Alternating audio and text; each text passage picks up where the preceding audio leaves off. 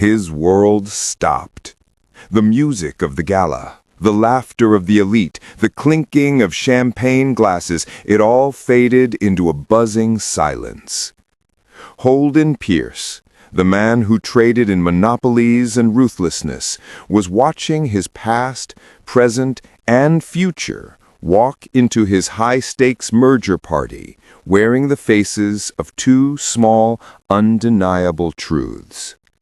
The woman he called Nothing had just arrived with the one thing he couldn't acquire, an irreplaceable, undeniable family. Have you ever been called nothing?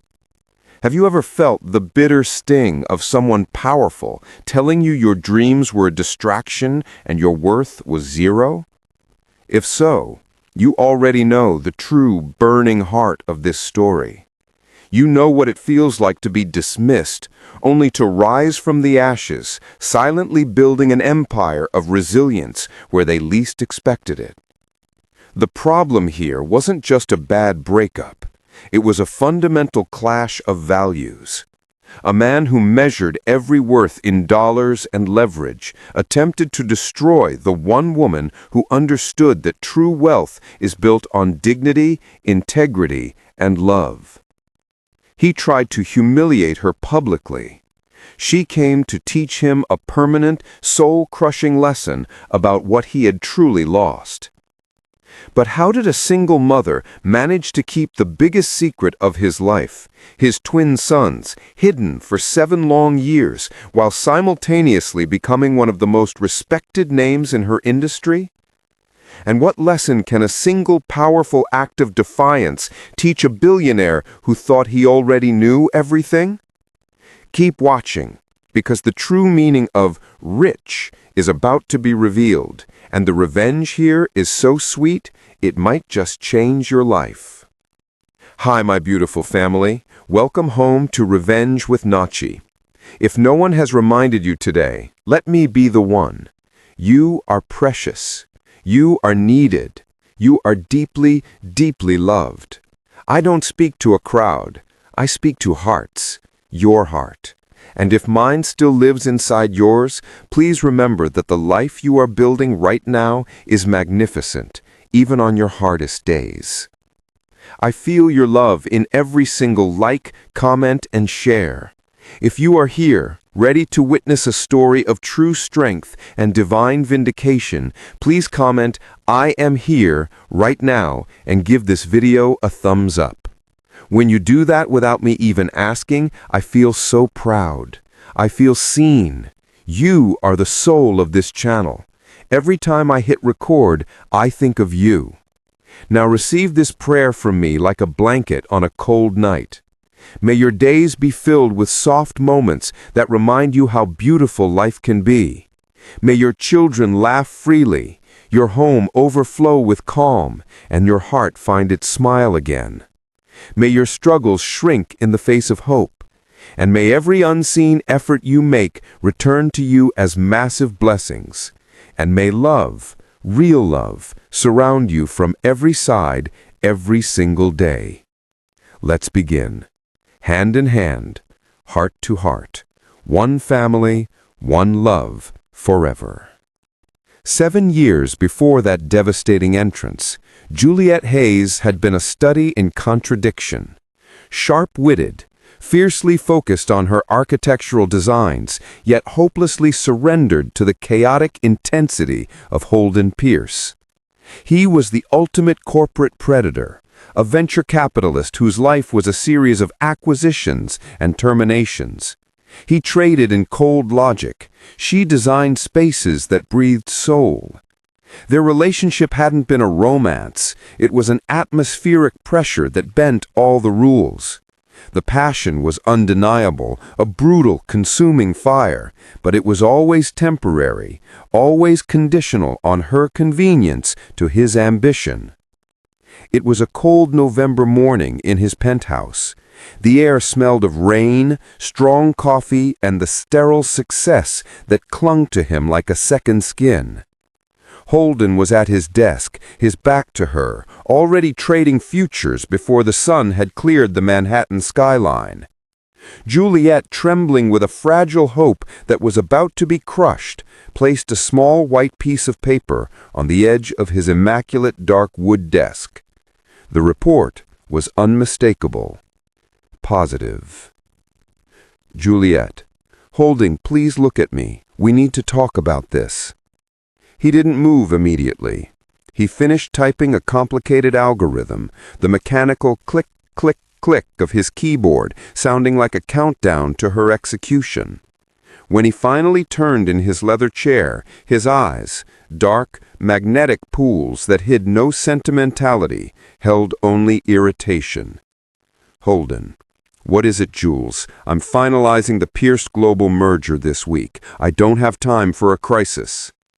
Juliet. It's not a crisis. It's a life. 2 lives, actually. I'm pregnant with twins, Holden. Our babies. She waited for the shock, the warmth, the sudden protective instinct of a father.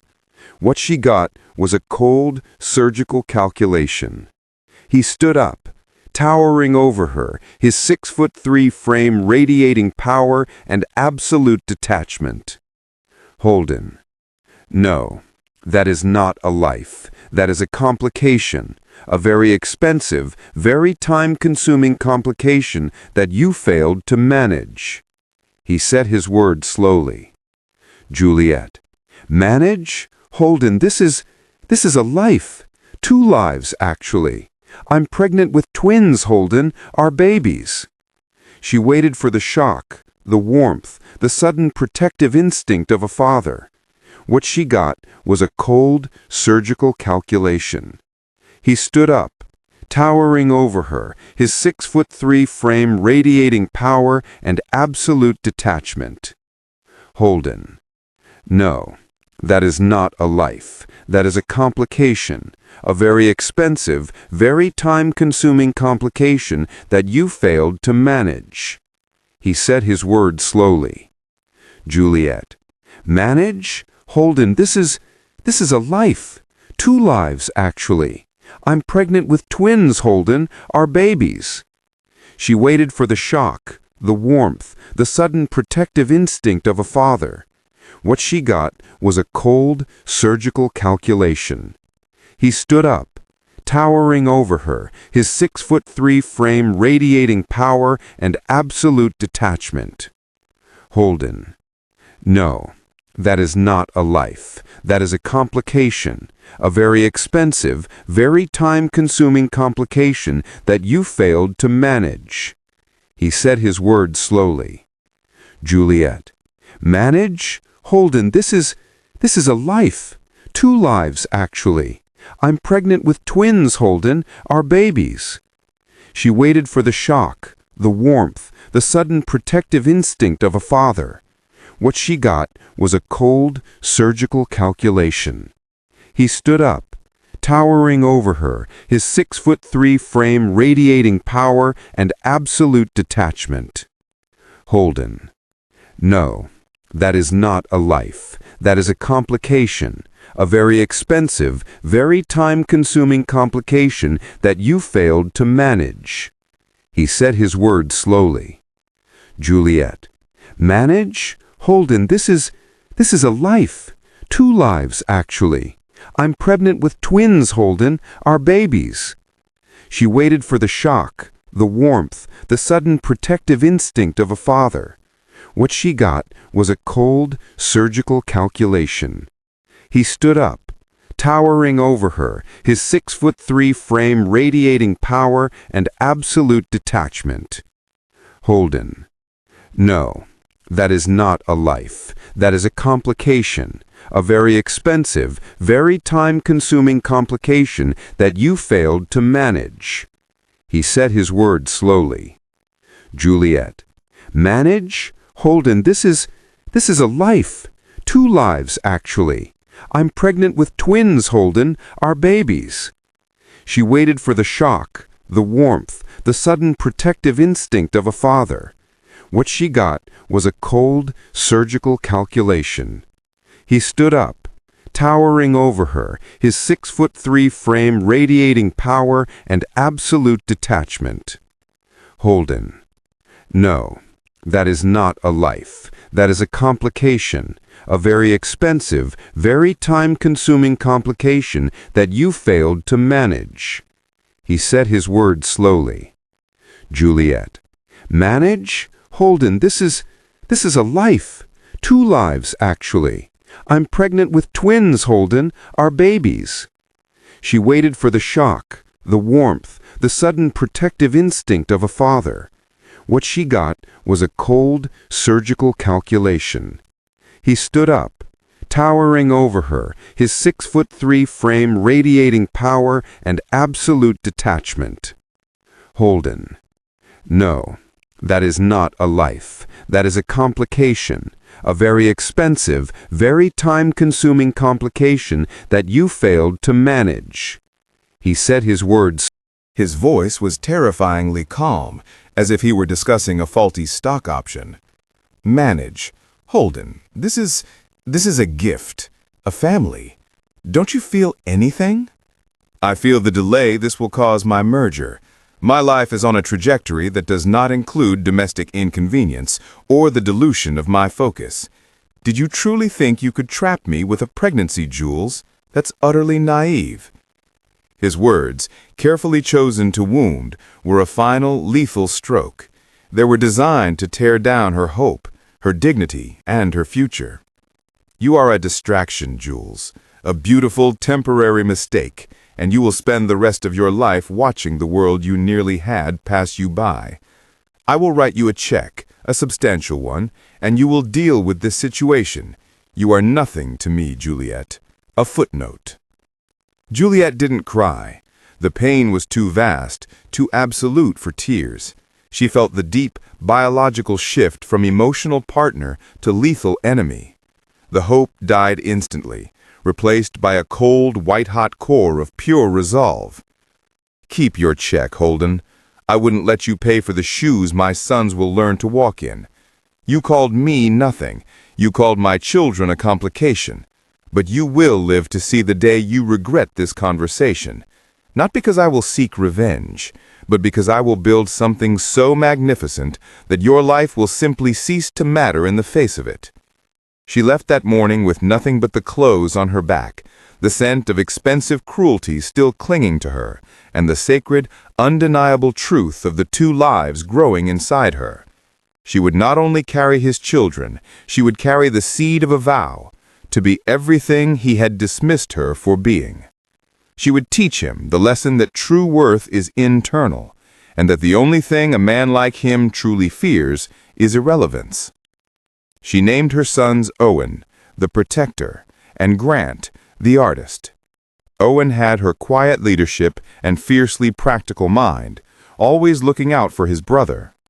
Grant, like his mother, saw the world in shapes and color, possessing a radiant, gentle sweetness. They were her necessity and her engine. The struggle was a relentless, grinding campaign, fought in the trenches of exhaustion and sheer will. Juliet worked 3 jobs, taking on design contracts for small renovations while studying for her licensing exams in the 2-hour gaps between feedings. There was no time for tears, only action. The thought of Holden, comfortable in his sterile penthouse, fueled her. She didn't want his money. She wanted his disdain to be her grindstone. Juliet didn't just build houses, she built sanctuaries. She launched Hayes Dyson Collective on a foundation of integrity and necessity. Her unique vision was highly immersive, focusing on sustainable, ethical luxury, the antithesis of Holden's sterile, transactional world. She leveraged her pain, pouring her intense emotional truth into her work.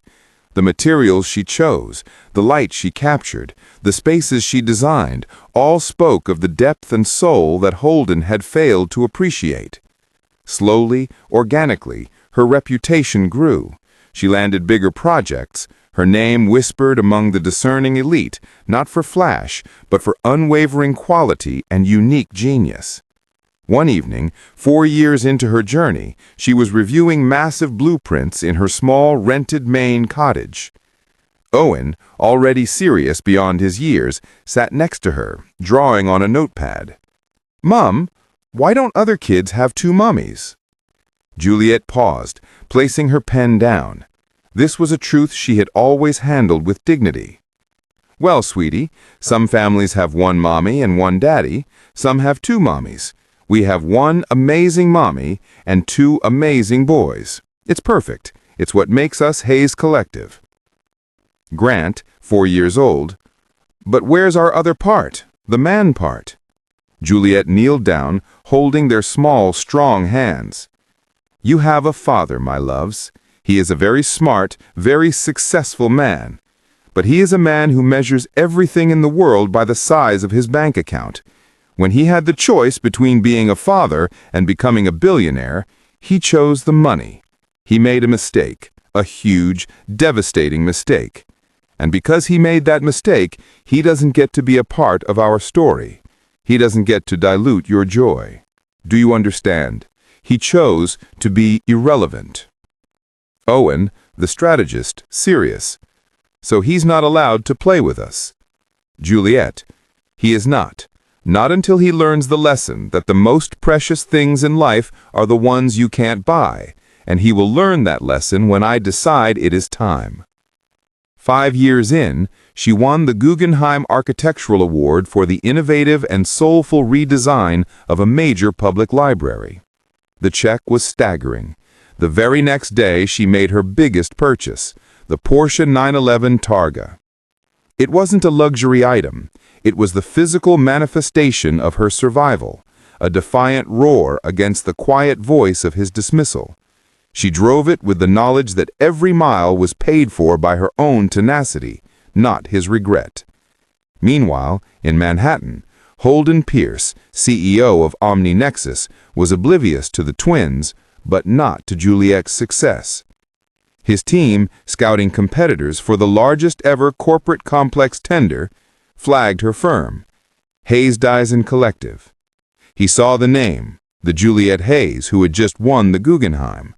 Not the wounded, fragile flower he had cast aside. He saw a threat, a painful reminder of what he had destroyed. He was finalizing the terms of the Gala of the Decade, the event celebrating his multi-billion-dollar merger. Beside him sat Serafina Vance, his fiancée, blonde, impeccably pedigreed, and entirely devoid of the fire that once nearly burned him alive. She was status. Juliet Hayes is on the preliminary guest list. We sent her an invitation under the guise of an honorary business consultancy. She's accepted. Hayes, the architect, the one whose firm has been winning everything? Why invite your ex? Isn't that messy? It's important that she sees this, darling. She needs to witness the absolute scale of my achievement, to taste the humiliation of her failure next to my triumph. It's a final bit of closure. She needs to understand the difference between a legacy and a footnote. You are so ruthless, Holden, but I love it. He didn't love ruthlessness. He loved control. And the thought of Juliet, reduced to green-eyed envy in his ballroom, was the ultimate validation of his choice 7 years ago. The embossed, pretentious invitation arrived at Juliet's studio in Portland. She read the contents, then burned the paper in a marble dish. She didn't feel anger. She felt a cold, professional determination. That evening, she gathered Owen and Grant in the living room, their faces scrubbed clean of the day's laughter. Mama has a special job, a high-profile event in New York, a reunion in a way. A man named Holden Pierce, the one I told you about, wants to show us his life. Owen, the strategist, serious. He wants to show off, and you want to show him us. Juliet, a proud smile. Precisely. He needs to learn that when you chase money over people, you end up rich in paper and utterly bankrupt in soul. You two are my shield and my weapon. You are my proof of concept. Do you understand the assignment, Hayes Collective? Grant, the artist, softer. We are going to be very, very good, and we are going to make him see us. You are going to walk in with your mother as if you own the air. You are my pride, my strength, and my absolute truth. You are the opposite of his corporate world. Tonight, we don't seek revenge, boys. We seek justice through dignity. She had custom-tailored their tuxedos, miniature perfection in black wool, and chose her gown, a sleek obsidian column that demanded silence and respect. The Omninexus Gala was a glittering cathedral of wealth. Holden Pierce stood on a raised platform, accepting toasts from politicians and billionaires. He glanced towards the entrance, anticipating the arrival of the woman he had come to destroy. He wanted her to see him, successful, married to a socialite, utterly untouchable. Then the air shifted. Juliet Hayes emerged. She was draped in custom velvet, cut high to reveal the powerful curve of her leg. The neckline, a sharp, seductive V that drew the eye to the single massive diamond pendant at her throat, a stone she had bought herself when she landed her first 9-figure project. Her posture was not a pose, it was the natural bearing of a queen who had fought for her throne. She was not merely dressed, she was armored. Behind her, 2 small, perfectly tailored figures in miniature tuxedos stepped onto the pavement. Owen and Grant. They possessed the perfect balance of their mother's quiet intensity and their father's inescapable magnetism. Holden Pierce felt the champagne glass in his hand grow cold. He hadn't expected the power. He hadn't expected the targa. But most terrifyingly, he hadn't expected the mirror image of himself shrunk to the age of 7, holding his mother's hand. His fiancée, Serafina Vance, noticed the shift in his gaze. "Darling, is that architect woman? She certainly knows how to make an entrance. But who are the little boys? They are darling, but highly inappropriate for this event." Holden swallowed. His carefully constructed composure momentarily shattered. He looked at the twins, Owen with his commanding stare, and Grant with his gentle, curious eyes. The truth hit him with the force of a physical blow, the impossible multiplication of his loss. He watched Juliet float across the room, flanked by her 2 small, magnificent shadows, and the gravity of the room shifted entirely to her. Whispers erupted, but they were not whispers of pity, they were of stunned admiration. She was beautiful, successful, and surrounded by irrefutable proof of her immense strength. Holden, scrambling, strode toward her, Serafina trailing 2 bewildered steps behind. He managed a cold, professional smile, attempting to regain control of the narrative. "Juliet, you accepted my invitation. How predictable." "Juliet, I already told you, your venue is architecturally predictable, and I'm here because your firm needs consultancy on network security, which your firm, I notice, is failing to provide tonight. And of course, to show my team my latest completed project." She gestured to Owen and Grant, who stood with an unflappable poise that seemed unnatural for children their age. "Twins, Holden. Surprised? You thought I was a footnote. I gave you 2 beautiful, strong chapters of a book you refused to read, and they are already more successful than your entire second quarter." Serafina, finally catching up, her society smile dissolving into panic. "Holden, who are these beautiful children? They look so much like you." Holden, whose internal world was dissolving into chaos, desperately defaulted to his practiced corporate lie. They are clients of the firm, associates' children. Juliet is just bringing them along as part of her unique approach to management." Juliet, leaning in, her voice carrying just loud enough for the circle of shocked guests to hear. "A quick note, Serafina. I don't outsource my children to associates, and I never have. Unlike some people, I sign my name to my life's work." The crowd gasped. The moment was suspended, perfectly balanced between the humiliation he sought to inflict and the lesson she had come to teach. The truth, delivered with such ice-cold dignity, ripped through the room. Serafina Vance, whose entire life was a carefully curated facade, recoiled from the potential scandal. Serafina, Holden, what is the meaning of this? You told me your past was resolved. Holden couldn't answer.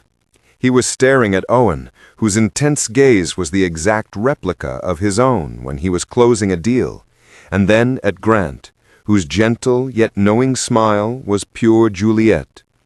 He felt a cold dread clawing at his throat. He hadn't just lost a woman, he had lost 2 sons. Before the scene could fully collapse into chaos, a more immediate catastrophic twist interrupted the personal drama. The large, immersive video screen behind the CEO's platform, which had been proudly displaying the OmniNexus merger tally, flickered violently. A skull and crossbones appeared, followed by a stark, flashing message: "Access denied, assets locked." A ripple of fear ran through the banking and tech magnates present. This wasn't a PR problem. This was a corporate execution. Holden, snapping back to his professional default, his face pale. "The system, the network is compromised. Someone has targeted the financial pipeline." The chaos was absolute. The crowd turned from the personal spectacle of Juliet to the professional disaster engulfing Holden. Holden, desperate, turning to the only person in the room he knew possessed both the technical brilliance and the psychological distance to help. "Juliet, your firm designed the firewall architecture for the new Guggenheim servers. You know network defenses. My servers are locked down in my private office on the 70th floor. I need you to look at the breach immediately." It was the ultimate, soul-crushing humiliation. The man who dismissed her as a footnote was now begging for his professional salvation. Juliet, coolly, crossing her arms, emphasizing the total power dynamic shift. "I charge an astronomical hourly rate for crisis management, Holden. And unlike you, I demand a signed contract before I touch anything." Holden, sweating through his custom tuxedo. "I'll pay it. I'll pay 10 times your rate. Just come, now." He practically shoved her toward the Executive Council reserved elevator. "Juliet, to her security detail and a trusted associate, ensure Owen and Grant remain with my team. No media contact. This is a business matter now. We go up." She stepped into the elevator, followed by Holden, the 2 of them rising rapidly into the cold silence of his private eyrie. The anger, the betrayal, and the deep, unresolved desire 7 years in the making filled the pressurized space between them. The penthouse office was sterile, vast and silent, a chamber of detached power. They found the main server console flashing with frantic red alerts. For the next hour, they worked side by side, professional masks firmly in place. Juliet was focused, brilliant, and untouchable. Holden, breathing down her neck, watched her mind work, precise, strategic, and far surpassing the capabilities of his entire IT team. The sexual tension was a physical third presence in the room. It was fueled not by attraction alone, but by resentment, power dynamics, and the deep, shared trauma of their split. Every movement of her hand on the keyboard, every focused intake of her breath, reminded him of the absolute intimacy they once shared. Holden, voice low, strained. "You did this, didn't you, Juliet? You hacked me. This is your final, beautiful revenge." She spun around on the rolling chair, her eyes glacial blue. "Don't flatter yourself, Holden. I built my empire with dignity, not crime. But if you'd spent less time trying to disgrace me tonight, and more time protecting your assets, you wouldn't need me now. You were too busy trying to prove your worth, to pay attention to your security." Their faces were inches apart. The anger was a paper-thin shield over the volcanic, unresolved hunger. His hand shot out, not in aggression, but in desperate recall, cupping the back of her neck, his thumb brushing the sensitive skin behind her ear. Holden, his voice a rough whisper. "You think you've won, but you can't look at me and tell me you don't feel this, Jules. The way you only ever came undone for me. I remember your vulnerability. I remember the sounds you made. You can be a CEO. You can drive a Porsche, but you are still mine in this." Juliet, her heart hammering, her voice trembling despite her iron will. "That girl died the day you called my children a complication, Holden. That vulnerability is gone, Holden. You killed it." "Holden, prove it." His mouth crashed down on hers. It was a kiss of pure, desperate consumption, a restaking of a forgotten, terrible claim. Juliet tried to resist, the rational part of her screaming to stop, but the physical memory, the knowledge that this man, and only this man, understood her body's raw, explosive language, was too great. It wasn't love, it was a physical dialogue of 7 years of pain, a mutual, explicit act of emotional ruin, a final desperate check to see if the chemistry was still lethal. They fell onto the vast, cool leather sofa, tearing at the carefully constructed facade of their success. It was the moment of their greatest shared weakness, a temporary insanity where they sought not pleasure, but a temporary release from the years of consuming resentment. It was over as suddenly as it began. They lay there, breathing raggedly, surrounded by the flashing console lights, the immediate cost of their surrender hanging heavy in the air. Juliet was the first to pull away. She quickly straightened her dress, her mind already back to the professional crisis. Juliet, her voice cold, flat, utterly devoid of emotion. "The breach is contained. You need to patch the Tricon layer immediately. My firm will send the specs, complete with the consulting invoice. Now get off my case." She reached for the door handle. This moment, right here, when she chose dignity over weakness, control over passion, that's the lesson.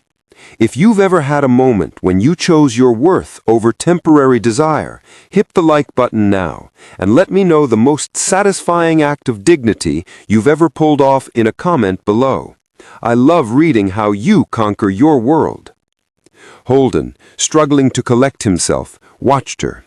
His world was crumbling, professionally by the hack, and personally by the devastating kiss that proved he still needed her. Holden grabbed his tablet, trying to distract himself, but a message flashed across the screen. It was a calendar alert she had synchronized with the emergency network while working on the breach. Today, 10 a.m., Dr. Sinclair, Owen and Grant annual checkup. Owen and Grant. 2 names. He stared at the screen, the names swimming. He frantically accessed the corporate network, now stable thanks to her, and found the Hayes Design Collective HR onboarding file. Under dependents, the entry was stark. Hayes, Owen, Hayes, Grant. The truth, undeniable, physical, and absolutely devastating, hit him. Twins, his children, the lives he had so arrogantly dismissed as a complication, were now standing downstairs, waiting for the woman who had protected them from him. Holden, his voice a broken whisper. "Twins, Jules. They are mine, and you never—" Juliet, her hand on the door, she finally turned, her face hardened by 7 years of sacrifice. "You never asked, Holden. You called me trash and a complication. What was I supposed to do? Bring 2 innocent lives into your world of coldness? You stood there 7 years ago and chose a merger over your family. You chose paper over people." She stepped toward him, every stride radiating power, and delivered the final measured truth. I didn't call you because I didn't need your money. I needed a father, a partner. You were neither. I raised two brilliant, kind boys who carry your DNA but have none of your poison. I built an empire of integrity so they would never need to beg for anything. You didn't just walk away from a pregnancy, Holden. You walked away from the two best parts of yourself. You walked away from the chance to be a hero, and in exchange, you bought Serafina and a deplorable office building. She paused, allowing the truth, the sacrifice, the immense scale of her achievement to sink into his arrogant soul. Juliet. And that kiss just now? That was the final proof. The chemistry is real, but it has no power over me. You are a biological memory, Holden, nothing more. Now pay my invoice. You have become what you always called me, irrelevant. She walked out, the sound of the steel door closing behind her echoing the finality of their history. She left him standing alone, shattered, in the penthouse he thought defined his success. The aftermath was swift and total. The media, already buzzing about the mystery children, ran the story of the two impeccably behaved, charming twin boys who were the public face of Hayes Design Collective's new foundation for single-mother empowerment. The contrast between Juliet's devotion and Holden's cold, stammering denial at the gala was a public execution. His fiancée left him. The merger stalled.